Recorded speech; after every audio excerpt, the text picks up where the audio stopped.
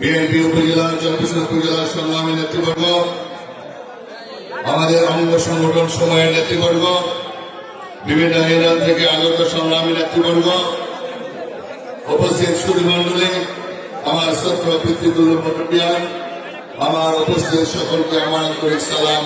আসসালামু আলাইকুম রহমতুল্লাহ বারাকাতুহু।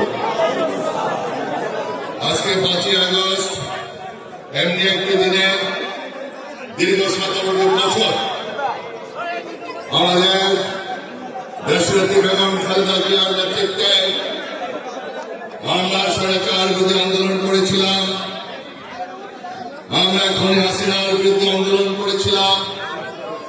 আন্দোলন করতে করতে একটি পর্যায়ে আমাদের অনেক নেতা কর্মীদেরকে আমরা হারিয়েছি, অনেক হামলার শিকার হয়েছে, আমাদের অনেক সাথী বন্ধুদেরকে আমরা হারিয়েছি। অজস্র নেতা কর্মী, আমার বন্ধু ইনাস আলী সহ শত শত নেতা কর্মীদের গুম করা হয়েছে, হাজার হাজার নেতা কর্মীকে হত্যা করা হয়েছে, লক্ষ লক্ষ নেতা কর্মীকে মিথ্যা মামলা দিয়ে কারাগারে রাখা হয়েছে।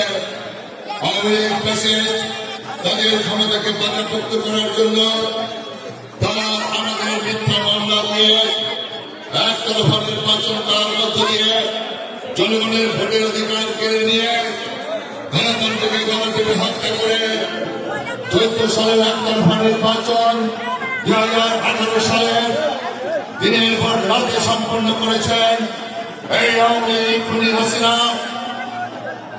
2024 সালের আমি নির্বাচন সম্পন্ন করে রাম রাজত্ব কায়েম করেছিলাম। আমরা বলেছিলাম জনগণের ভোটের অধিকার ফিরিয়ে আনার জন্য, গণতন্ত্র পুনরুদ্ধারের জন্য আমরা রাজপথে আন্দোলন করেছিলাম।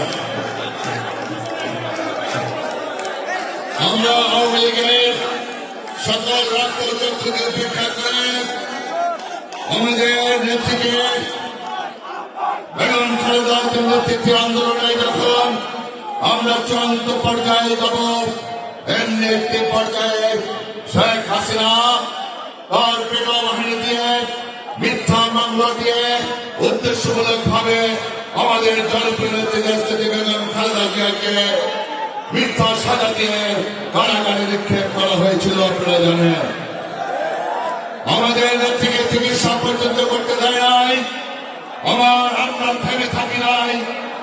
আমাদের প্রিয় নেতা সিনিয়র ভাইস চেয়ারম্যান তৎকালীন বর্তমানে ভারপ্রাপ্ত চেয়ারম্যান আমাদের বেগম খালেদা জিয়ার জ্যেষ্ঠ সন্তান আর আমাদের রাষ্ট্রনায়ক